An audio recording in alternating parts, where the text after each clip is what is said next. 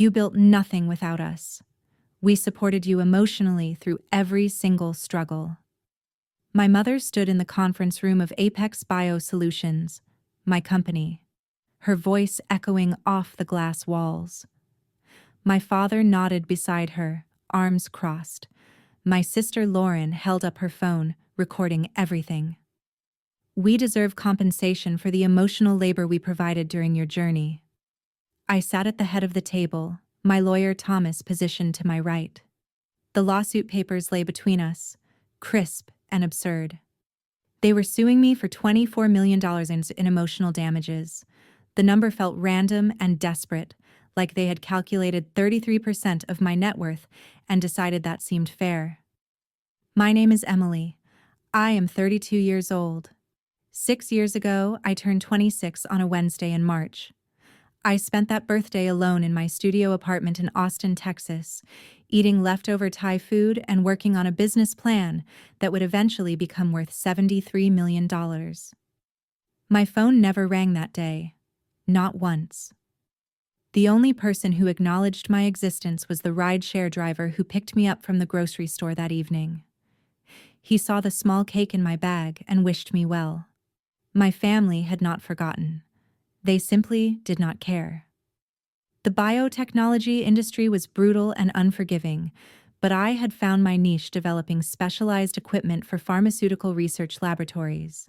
Apex Biosolutions manufactured precision instruments that reduced contamination in drug development processes. We held patents on 3 revolutionary devices. Our client list included some of the largest pharmaceutical companies in the country. And now my parents and my sister believed they deserved a third of everything I had built. Your claims lack legal foundation, Thomas said quietly. He was 55, methodical, and expensive. Emotional support is not a quantifiable business contribution. She would not have succeeded without our encouragement, my father said. His name was Richard, and he had spent my entire childhood telling me I wasn't smart enough for science. He worked in insurance sales and believed the world operated on charisma rather than competence. I remembered being 15 and showing him my acceptance letter to a summer program at the State University for gifted students in biology. He had barely glanced at it before returning to his newspaper. That's nice, Emily. Your sister got asked to homecoming by the quarterback. Lauren was 2 years older than me. She had been the center of every family photograph, every dinner conversation, every milestone celebration. When she graduated high school with a 3.2 grade point average, they threw her a party with 200 guests. When I graduated with a 4.0 and a full scholarship to the State University, they took me to a chain restaurant and spent the entire meal talking about Lauren's new boyfriend. You never encouraged me, I said now, my voice steady. You did not attend my college graduation. You did not call me on my 26th birthday. You did not visit me when I was hospitalized with pneumonia 3 years ago. We were busy, my mother said. Her name was Margaret, and she had perfected the art of rewriting history. We always believed in you. You told me I was wasting my time when I started this company. You said I should get a real job. We were protecting you from disappointment. I looked at Lauren. She was 34 now, divorced, living with our parents again after her boutique clothing store failed. She had borrowed $40,000 from them 2 years ago and never paid it back. They had called it an investment in her future. When I asked to borrow $5,000 6 years ago to incorporate my business, my father had laughed and told me to stop dreaming. This lawsuit is frivolous, Thomas said. We will file a motion to dismiss. We have evidence, Lauren said, waving her phone. We have text messages where Emily admits we were supportive. I knew exactly which messages she meant. They were from 4 years ago, after I had signed my first major contract. I had texted my mother out of habit. Some residual hope that success might finally earn their approval.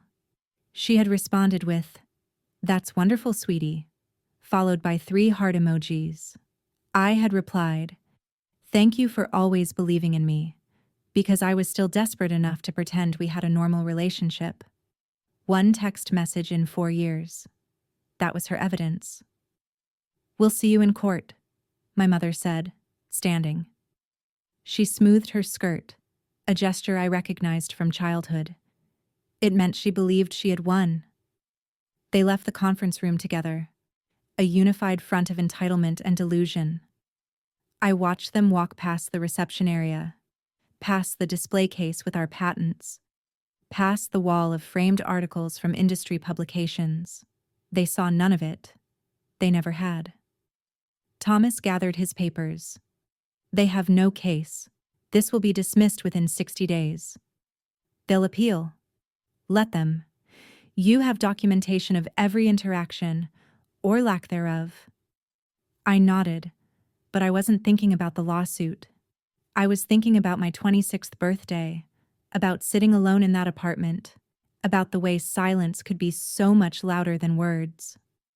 I was thinking about every moment they had chosen Lauren over me, every achievement they had dismissed, every time I had tried to earn their love and failed. The lawsuit was not about money. It was about their inability to accept that I had succeeded without them, that their neglect had not destroyed me, that I had built something extraordinary from nothing while they watched from a distance and offered nothing. But they had made one critical mistake. They had assumed I would settle quietly to avoid embarrassment. They had assumed wrong. Growing up, I had learned to make myself invisible. It was easier. That way, Lauren commanded every room she entered, and our parents orbited around her like she was the sun. I existed in the shadows, studying while they celebrated her, working while they financed her dreams, disappearing while they praised her mediocrity as genius. I graduated high school in 2010. My grades were perfect.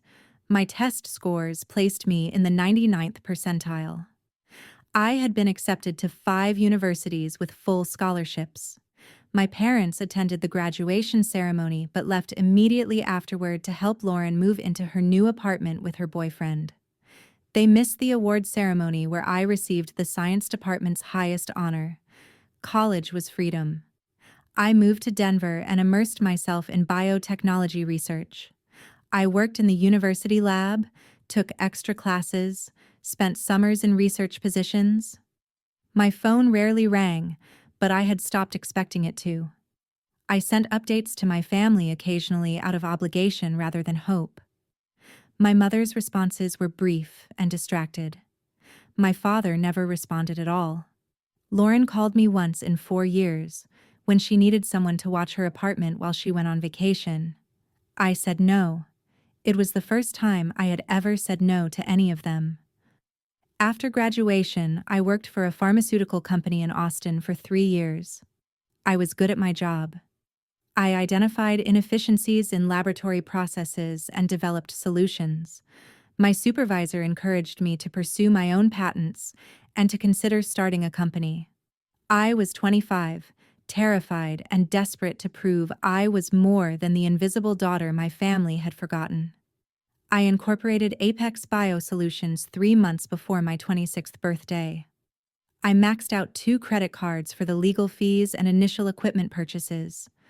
I rented a tiny laboratory space in an industrial park and worked 18-hour days. I ate ramen and peanut butter sandwiches. I slept on a cot in the corner of the lab because I could not afford both rent and business expenses.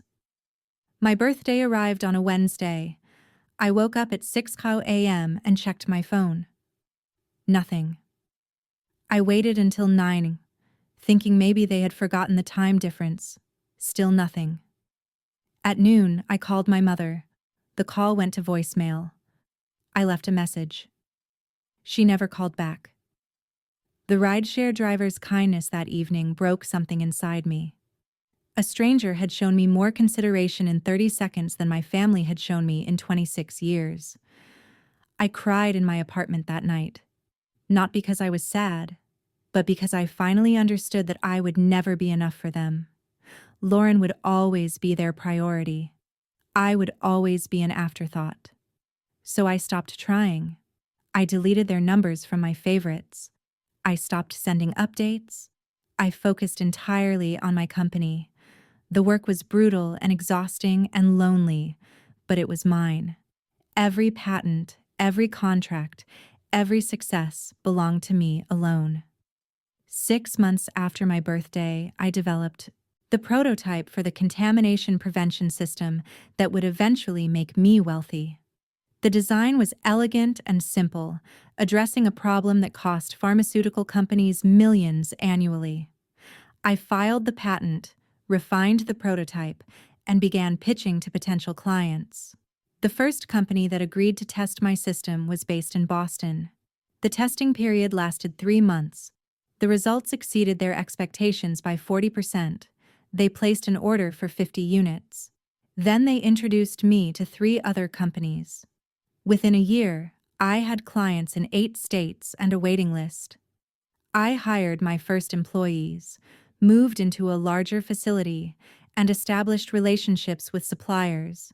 The revenue grew steadily. I reinvested everything back into the company, developing new products, expanding capabilities. I worked constantly, driven by something deeper than ambition. I was building proof.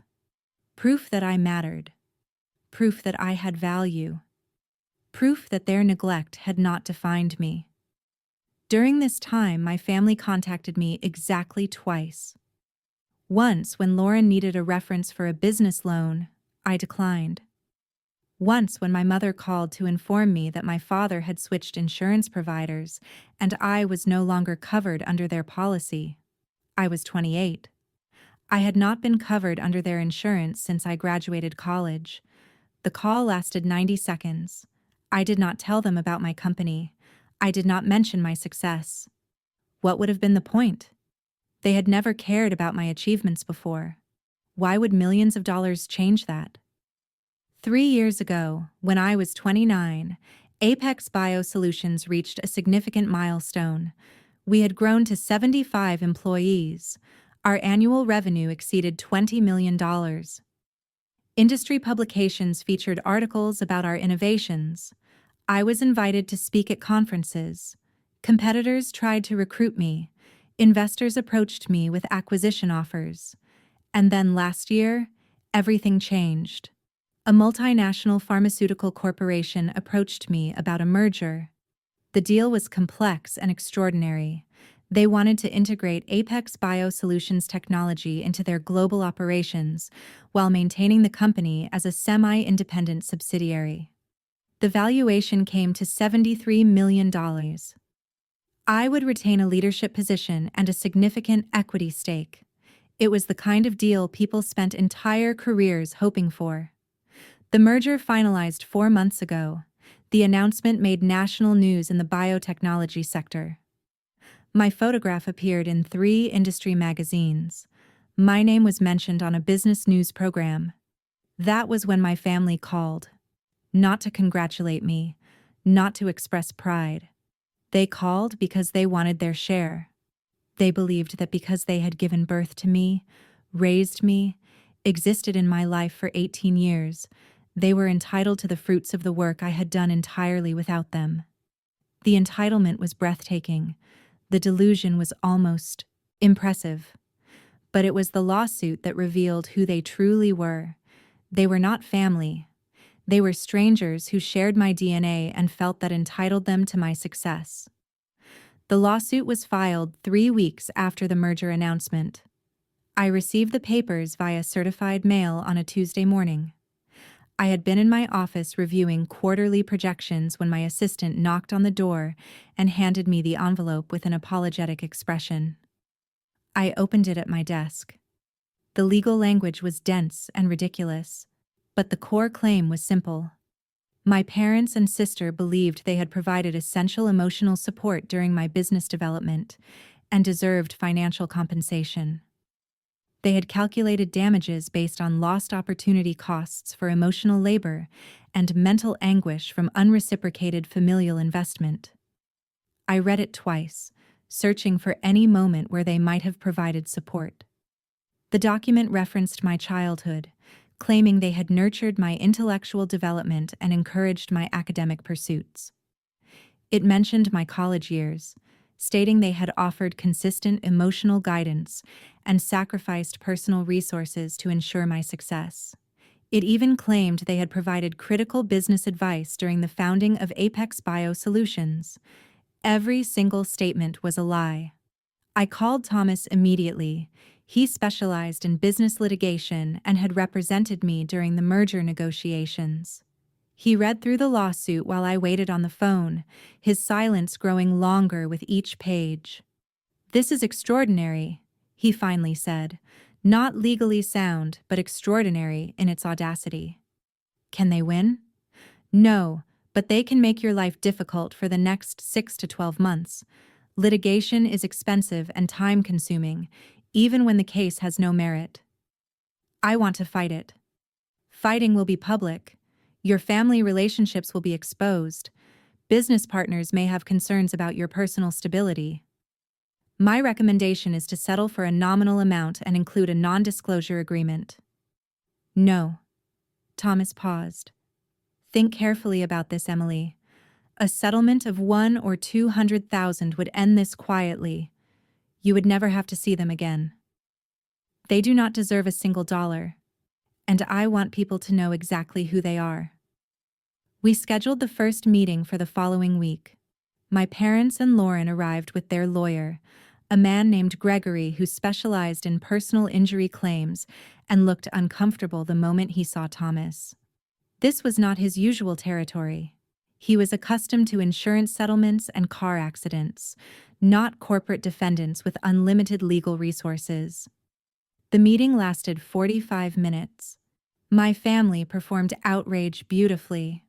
My mother cried twice, dabbing at her eyes with a tissue while recounting how difficult it had been to raise me. My father spoke about the sacrifices they had made, sending me to good schools and providing a stable home. Lauren talked about how she had always supported my dreams, how she had believed in me when others doubted. I sat silently through all of it, watching them construct a fictional narrative where they had been loving, attentive parents, and I had been the ungrateful daughter who abandoned them the moment I achieved success. "Emily has always been selfish," my mother said at one point. "Even as a child, she only cared about herself." I thought about spending my 26th birthday alone. I thought about calling her that morning and getting no response. I thought about the hundreds of times I had reached out and been ignored. "We have witnesses," Lauren added. "People who will testify that we were always there for her." "Then bring them to court," Thomas said mildly. "Discovery will be illuminating." Gregory shifted uncomfortably.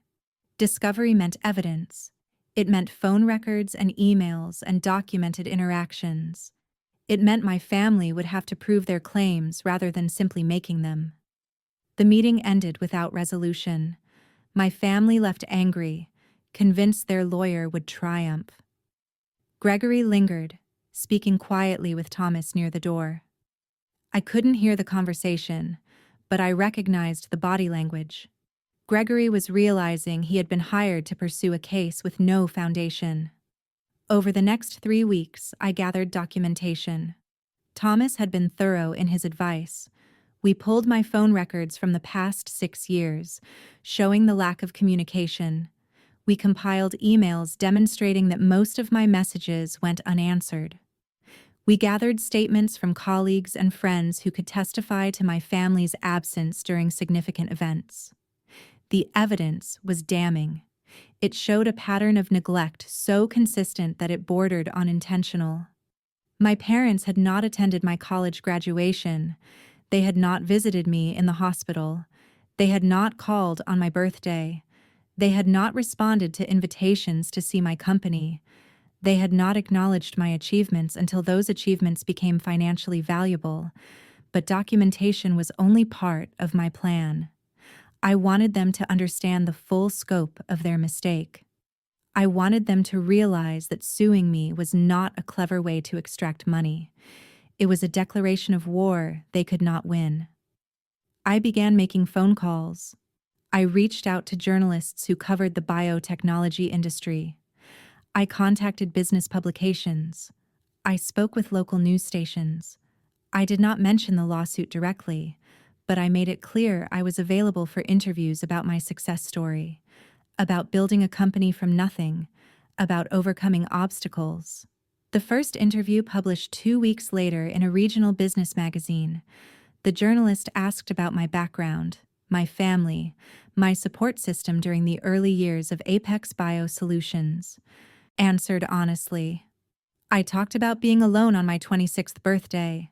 I talked about working 18-hour days with no encouragement. I talked about building something extraordinary without help.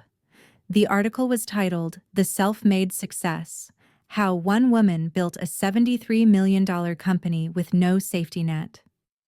It went viral in the biotechnology community. People shared it on social media. Other publications requested interviews. My family read it. I knew they did because 3 days after publication, Lauren called me. I did not answer. She left a voicemail, furious, accusing me of lying to make them look bad. I saved the voicemail. It would be useful in court. Everything was falling into place. My family believed they were fighting for money they deserved. They had no idea they were walking into a trap that would destroy them completely. The second interview published in a national business journal 3 weeks after the first. This journalist was more aggressive, asking pointed questions about family relationships and support systems for female entrepreneurs. I answered carefully, walking the line between honesty and restraint. I did not name my parents or sister. I did not need to. The timeline I provided made everything clear. On your 26th birthday, you were alone, the journalist said, reviewing her notes. That was the same week you incorporated Apex Bio Solutions. Yes. Did anyone in your family acknowledge that milestone? No. What about subsequent milestones? Your first major contract? Your first round of hiring? The patent approvals? No. The silence stretched. The journalist was good at her job. She knew when to push and when to let silence do the work. My family and I have different perspectives on success, I finally said. They valued certain achievements. Mine were not among them. The article published with the headline, When Family Becomes Obstacle: The Hidden Cost of Building an Empire Alone. It included a sidebar about estrangement in entrepreneurial families, citing studies about how family dysfunction often drives business success. The piece was sympathetic, but unflinching. It painted a picture of a woman who had succeeded despite, rather than because of, her background. My mother called the magazine and demanded a retraction. The magazine declined. Everything I had said was factually accurate. There was no libel, no defamation, only truth. The lawsuit continued grinding forward.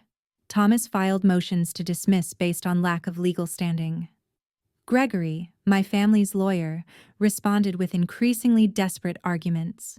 He tried to claim that emotional support qualified as a business service. He tried to argue that family relationships created implicit contracts. He submitted affidavits from my parents' friends, people who barely knew me, claiming they had witnessed my family's unwavering support. Thomas tore the affidavits apart in his response. He pointed out that none of the witnesses could provide specific examples with dates or details. He noted that unwavering support was contradicted by phone records showing zero communication for months at a time. He included screenshots of my unanswered emails and text messages, a digital graveyard of ignored attempts at connection. The judge was a woman in her late 50s named Constance. She had spent 20 years on the bench and was known for her impatience with frivolous litigation. She reviewed the motions and scheduled a hearing for 6 weeks after the initial filing. I attended the hearing with Thomas. My family arrived with Gregory, who looked increasingly uncomfortable with his clients.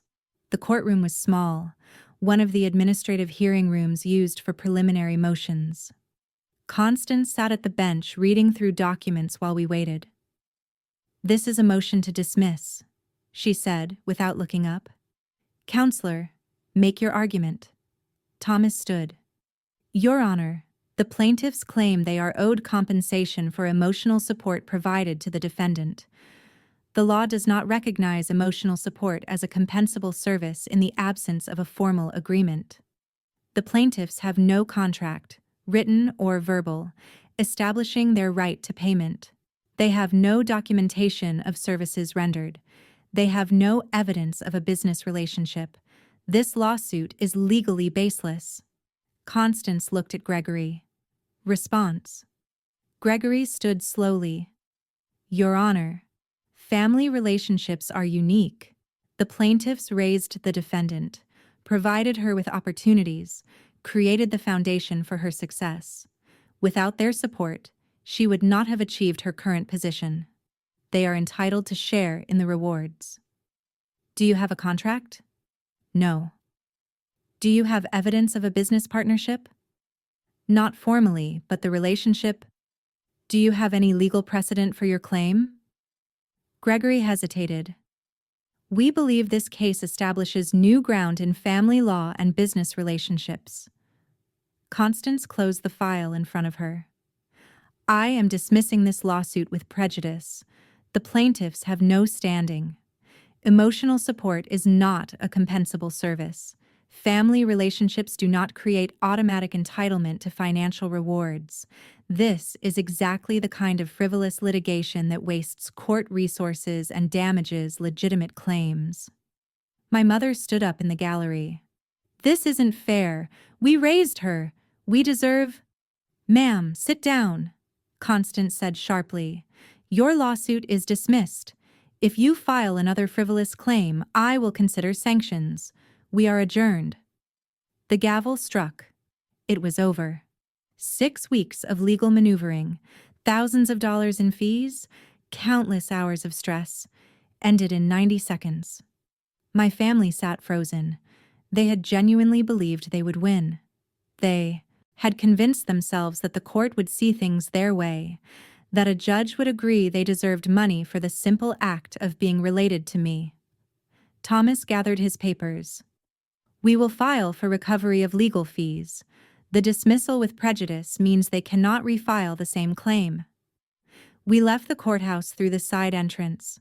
My family was still inside arguing with Gregory in hushed voices. I did not wait to hear their reaction. I did not need to. The dismissal was satisfying, but it was not the end. Because 3 days before the hearing, I had discovered something interesting. Lauren had filed for bankruptcy 6 months ago. My parents had co-signed on 3 of her failed business loans, making them liable for her debts. They owed over $90,000 to various creditors. The lawsuit against me had been their desperate attempt to solve their financial problems. They were broke. They were desperate. And they had bet everything on winning a lawsuit with no legal merit.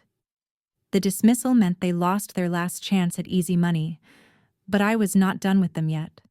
The lawsuit had given me something valuable: documentation of their claims, their lies, their willingness to betray me for money. I was going to use that documentation to ensure they never tried something like this again. I scheduled a meeting with a different journalist, one who specialized in investigative reporting on white-collar crime and fraud. Her name was Diana, and she had won awards for her coverage of financial exploitation within families. I sent her copies of the lawsuit, the phone records, the dismissed case file. "This is extraordinary," Diana said when we met. "Your family sued you for emotional damages?" "Yes." "And the case was dismissed with prejudice?" "Yes." "Do you mind if I investigate their finances, public records, bankruptcy filings, that sort of thing?" "Not at all." Diana smiled. It was not a kind smile. It was the smile of someone who had just found an excellent story. "I think we're going to write something very interesting," she said. My phone rang 2 hours after I left Diana's office. It was Lauren. I answered this time. "What the hell do you think you're doing?" she demanded. "I have no idea what you mean. You're talking to reporters. You're making us look bad." "I'm answering questions honestly. If the truth makes you look bad, perhaps you should have behaved differently. We're your family. You owe us loyalty." "Loyalty is not a one-way street. You sued me. You claimed I owed you money for being related. You lost. Now you're angry that I'm being honest about what happened." Mom is devastated. Mom did not call me on my 26th birthday. Lauren was silent for a moment. That was years ago. 6 years. 6 years during which I built a company worth $73 million without any help from any of you, and the moment I succeeded, you decided you deserved a cut. That is not family. That is greed. We raised you. You ignored me. There's a difference. I hung up. My hands were shaking, but not from anger, from relief. Every conversation, every confrontation, every exposed lie was another step toward freedom. Diana's article published 4 weeks after our meeting. It appeared in a major national newspaper on a Sunday morning, running across 2 full pages in the business section. The headline read, "The Price of Success When Family Becomes Predator." The article was devastating. Diana had done extensive research. She had pulled court records, bankruptcy filings, loan documents, and credit reports. She had interviewed former employees of Lauren's failed businesses who described her as entitled and lazy. She had spoken with my former colleagues, who remembered my parents' absence during significant company events. She had documented the timeline of neglect so thoroughly that there was no room for alternative interpretation. The article included direct quotes from the lawsuit. My mother's claim that she had nurtured my intellectual development was placed directly next to phone records showing she had not called me in 18 months. My father's assertion that he had provided critical business advice was contrasted with documented evidence that he had refused to loan me $5,000 when I was starting the company. But the most damaging section focused on their financial situation. Diana had discovered that my parents had refinanced their house 3 times to cover Lauren's business debts. They had withdrawn their retirement savings. They had borrowed from friends. They were, according to multiple financial documents, on the verge of losing everything. The lawsuit had been their desperate final attempt to survive their own bad decisions. The article went viral. It was shared across social media platforms, discussed on business podcasts, referenced in op-eds about family dynamics and entrepreneurship. People were fascinated by the story's stark moral clarity. I was the protagonist who had succeeded against impossible odds. My family was the antagonist who had tried to profit from that success. The response was overwhelmingly supportive. I received hundreds of emails from strangers sharing similar stories of family estrangement and exploitation.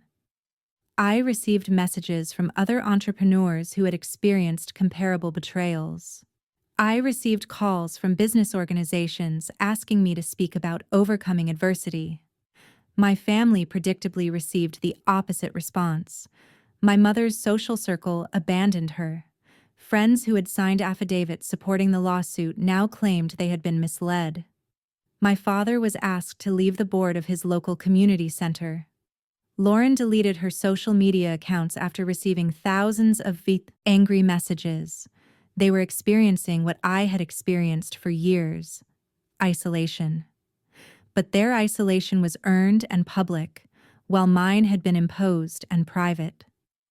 Thomas called me 3 days after the article published. "Your family's lawyer has contacted me. They want to settle." Settle what? The case was dismissed with prejudice. They want to negotiate legal fees and sign a mutual non-disclosure agreement. They will pay your legal costs and agree never to contact you again in exchange for you stopping the publicity. No. Emily, think about this. You have won. You humiliated them publicly. You exposed their fraud. You destroyed their credibility. This settlement gives you closure. They called me selfish. They said I had abandoned them. They claimed they deserved my success. And then they sued me when the court of public opinion didn't work. I am not giving them the dignity of a quiet exit. What do you want? I had been considering this question for weeks, since the moment the lawsuit was filed. What did I want? Money meant nothing to them because they had none. Public humiliation had already occurred. A non-disclosure agreement would only protect them from further exposure. I want a public apology, I said finally. A written statement acknowledging they were never supportive, that the lawsuit was frivolous, and that I owe them nothing. I want it published in the same newspaper that ran Diana's article, and I want them to pay every cent of my legal fees. They will never agree to that. Then we continue. I have 3 more interviews scheduled. I am considering writing a book about building a company while dealing with family estrangement. I am in discussions with a podcast about doing a 6-episode series on the lawsuit. If they want me to stop talking, they will meet my terms. Thomas was quiet for a long moment. You're playing a dangerous game. Public opinion can shift. People might start seeing you as vindictive. People might see me as someone who refuses to be victimized by family members who contributed nothing and demanded everything. I can live with that. The settlement negotiations took 2 weeks. My family's lawyer, who had replaced Gregory after the dismissal, was a woman named Beverly who specialized in crisis management. She was competent and direct, 2 qualities Gregory had lacked. Your terms are unreasonable, Beverly said during our first phone call. A public apology will humiliate my clients. Your clients sued me for $24 million based on complete fabrications. Humiliation seems proportionate. They are willing to pay your legal fees and sign a non-disclosure agreement. I do not want their silence.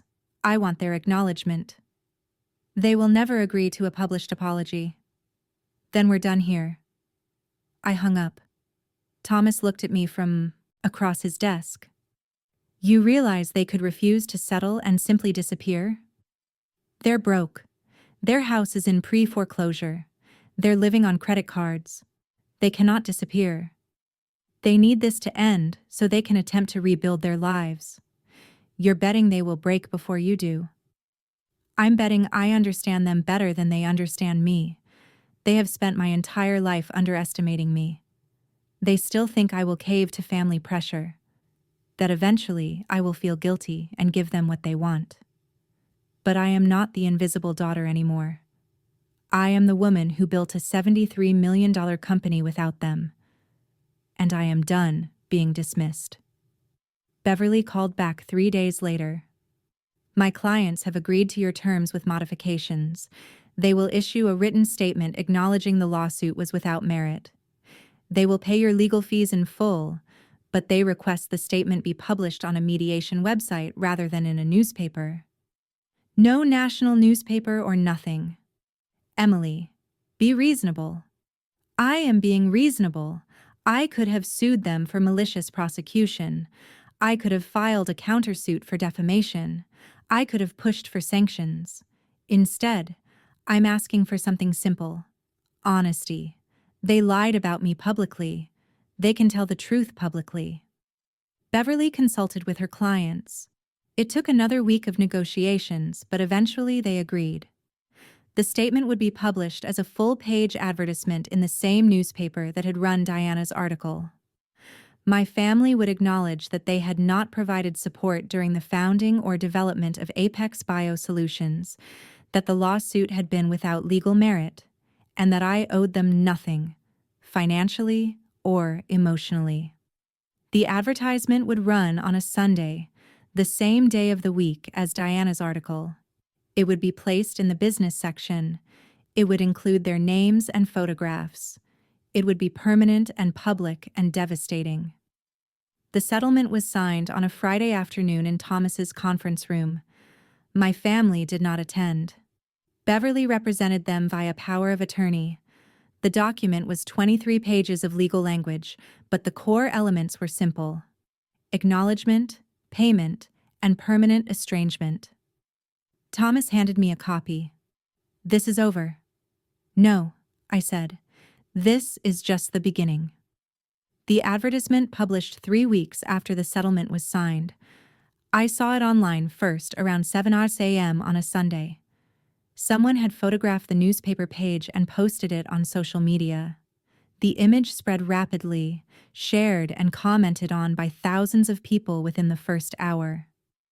The statement was brief and humiliating. "We, Margaret, Richard, and Lauren, acknowledge that our daughter and sister Emily built her company, Apex Biosolutions, without our financial, emotional, or professional support. The lawsuit we filed, seeking compensation, was without merit and has been dismissed by the court. We deeply regret our actions and acknowledge that Emily owes us nothing. We wish her continued success." Below the text were their photographs, formal portraits that made them look respectable and dignified, which only heightened the contrast with the admission they were making. The advertisement ran in the business section, page 3, positioned next to an article about emerging pharmaceutical technologies. The response was immediate and overwhelming. The story had captured something universal about family dysfunction and toxic relationships. People who had experienced similar betrayals saw themselves in my story. People who had struggled with entitled relatives felt validated. People who valued self-reliance and hard work admired what they perceived as justice. My family's names trended on social media.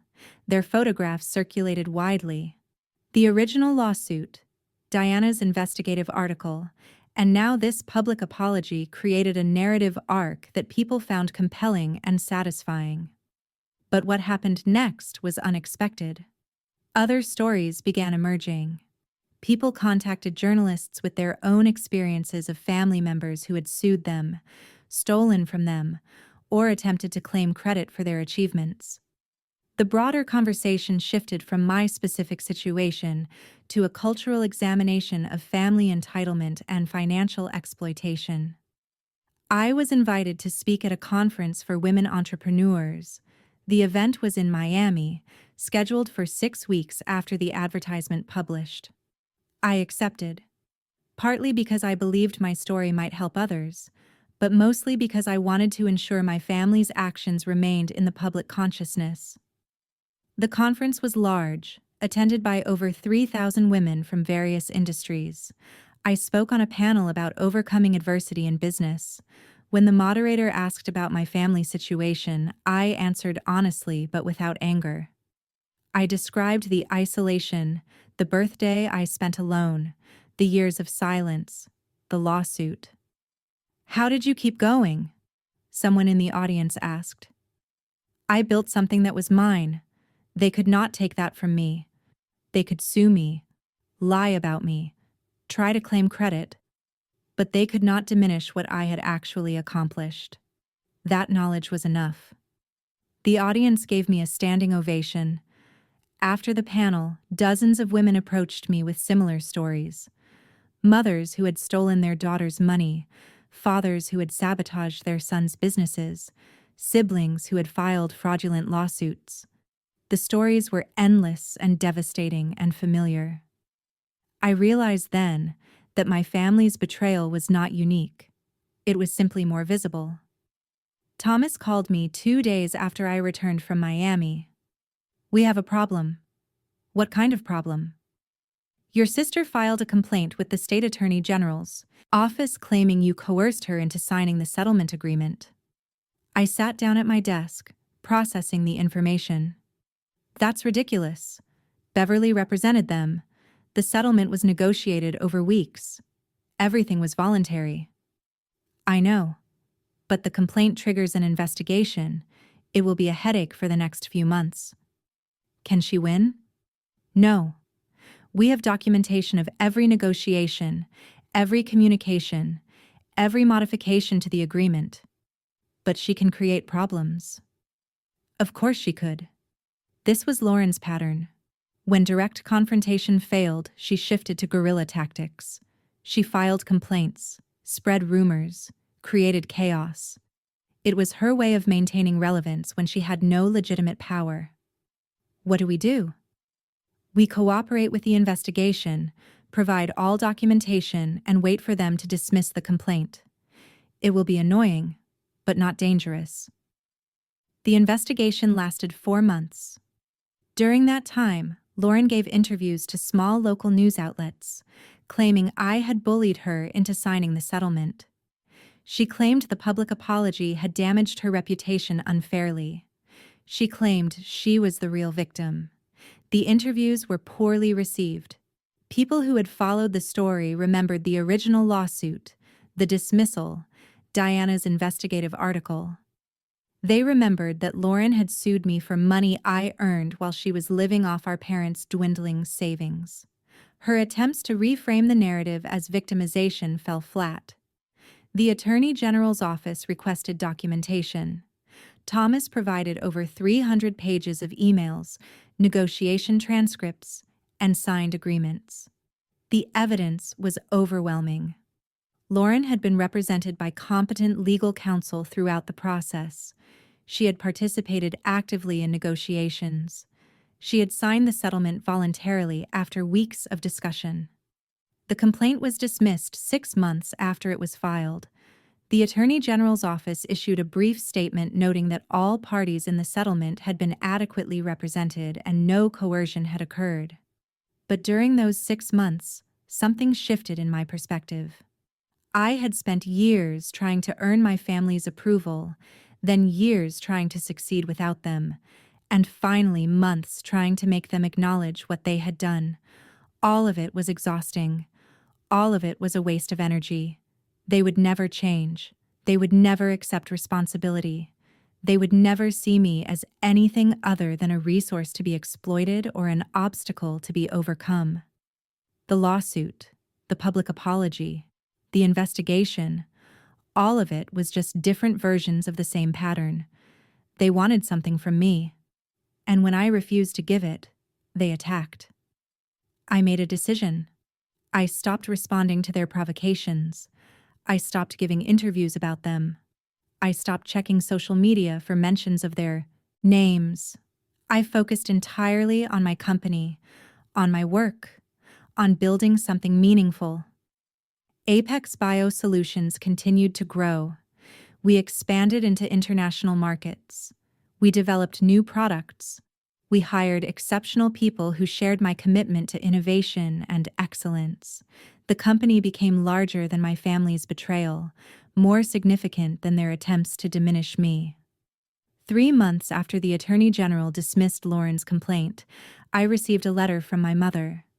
It was handwritten, 6 pages long, delivered to my office via certified mail. The letter was an attempt at reconciliation. She wrote about regret and misunderstanding and family bonds. She claimed they had all learned from their mistakes. She asked if we could start over. I read the letter twice, searching for genuine remorse. I found none. The entire letter was framed around their suffering, their embarrassment, their financial struggles. There was no acknowledgement of what they had put me through. No recognition of the years of neglect that had preceded the lawsuit. I filed the letter in a folder with all the other documentation from the lawsuit. Then I had my assistant draft a response on company letterhead. The response was brief. I acknowledge receipt of your letter. I have no interest in reconciliation. Please do not contact me again. I signed it and never thought about them again. 2 years after the lawsuit was dismissed, I received an unexpected phone call. The caller identified herself as Bethany, a producer for a national documentary series that focused on family dynamics and business success. She had followed my story and wanted to know if I would participate in an episode about entrepreneurial achievement and family estrangement. I hesitated.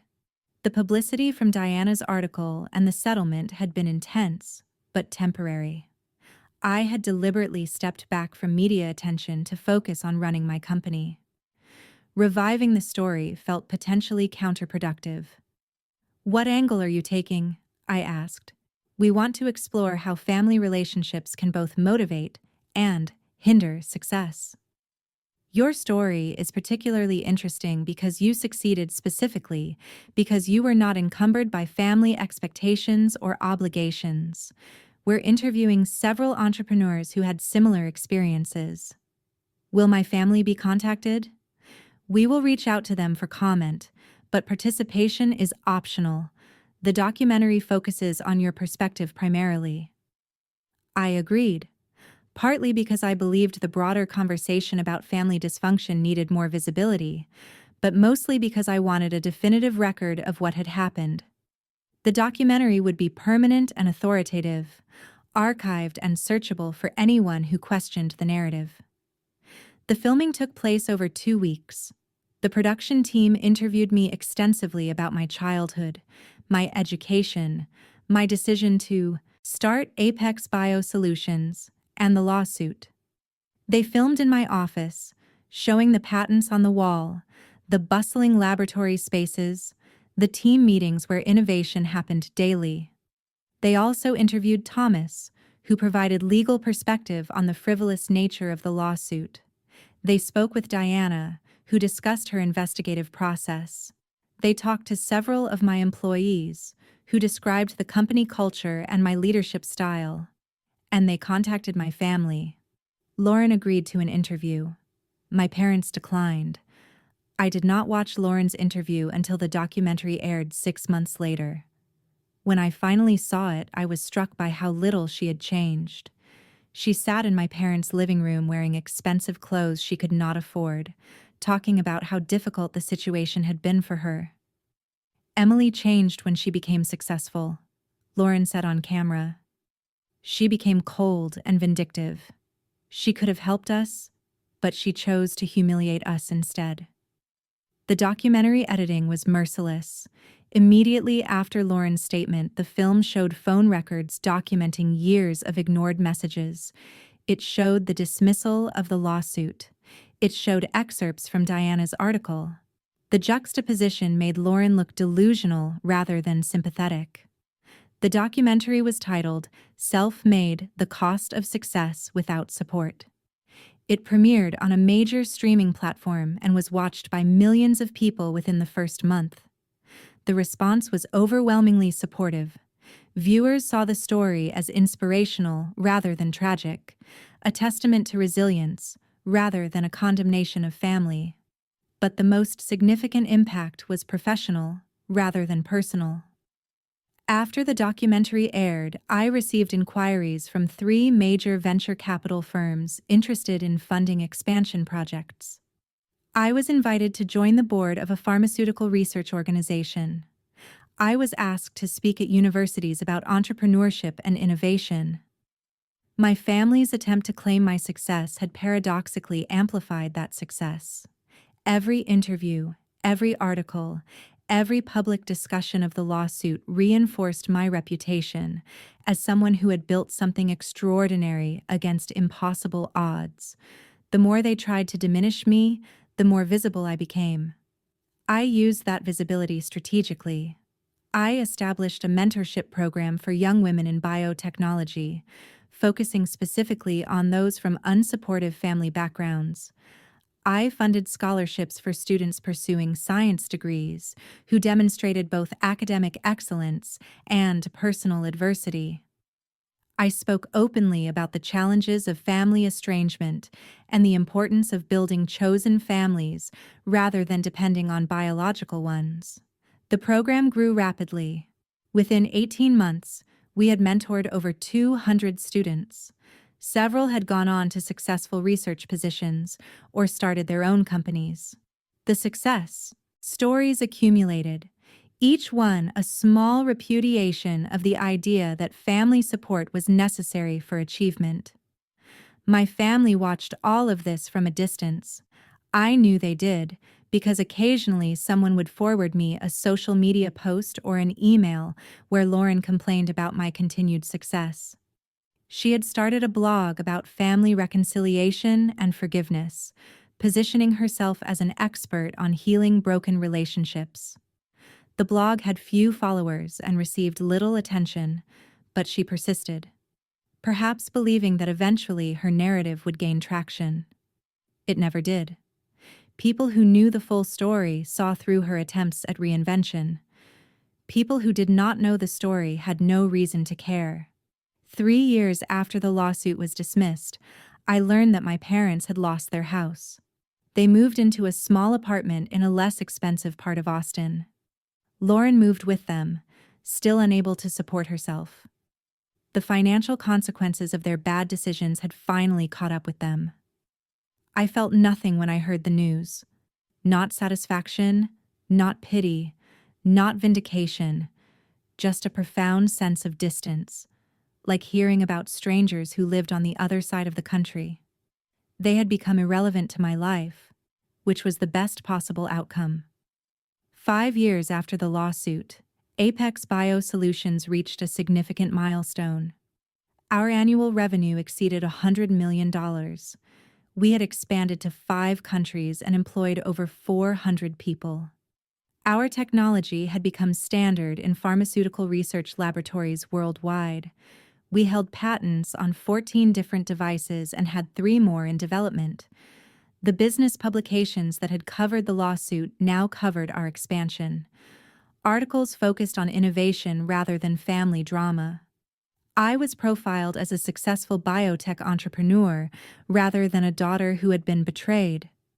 The narrative had shifted, and I had controlled that shift through consistent focus on achievement rather than grievance. I celebrated the milestone quietly. I hosted a company gathering at our main facility, thanking the team for their dedication and innovation. I spoke briefly about the journey from a tiny laboratory in an industrial park to an international operation, carefully avoiding any mention of personal struggles. This was their success as much as mine, and I wanted them to feel ownership of what we had built together. After the formal gathering ended, I stayed in my office, looking at the city lights through the window.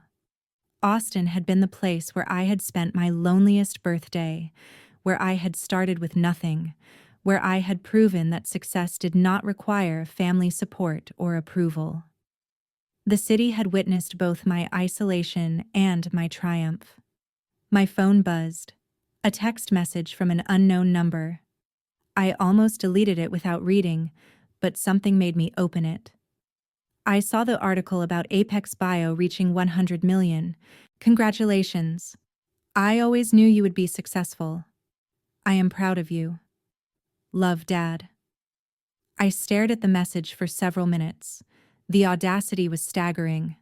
5 years of silence after the lawsuit. Years of watching me build something extraordinary without any acknowledgement. And now, when the success was too large to ignore, he wanted to claim pride. I typed a response, then deleted it. I typed another response, then deleted that too.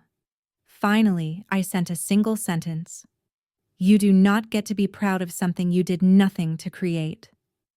I blocked the number immediately afterward. 10 minutes later, another message appeared from a different number. This is Mom. Your father is heartbroken. We miss you. Can we please talk? I blocked that number too. The attempts at contact continued sporadically over the next few months. Different phone numbers, different email addresses, different approaches. Sometimes they tried guilt, claiming they were elderly and wanted reconciliation before it was too late. Sometimes they tried manipulation, suggesting that my refusal to forgive made me as bad as they were. Sometimes they tried desperation, hinting at health problems or financial catastrophes. I blocked every attempt. Thomas had included a provision in the settlement agreement prohibiting contact. Each message was technically a violation of that agreement, which meant I had legal recourse if I wanted to pursue it. But pursuing it meant engaging with them, giving them attention and energy they did not deserve. Ignoring them was more powerful than any legal action. The documentary had one unexpected consequence. I began receiving letters from other people who had been sued by family members, hundreds of letters, each telling a variation of the same story. Success followed by betrayal, achievement met with entitlement, accomplishment punished with litigation. I read every letter. Some were heartbreaking. A woman whose parents had sued her for half the value of the medical practice she had built. A man whose brother had claimed ownership of a patent they had developed separately. A daughter whose mother had attempted to seize her inheritance after the father died. The patterns were consistent.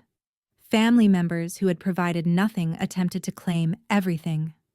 Relatives who had been absent during struggles demanded to share in victories. Blood relationships were weaponized as justification for financial exploitation.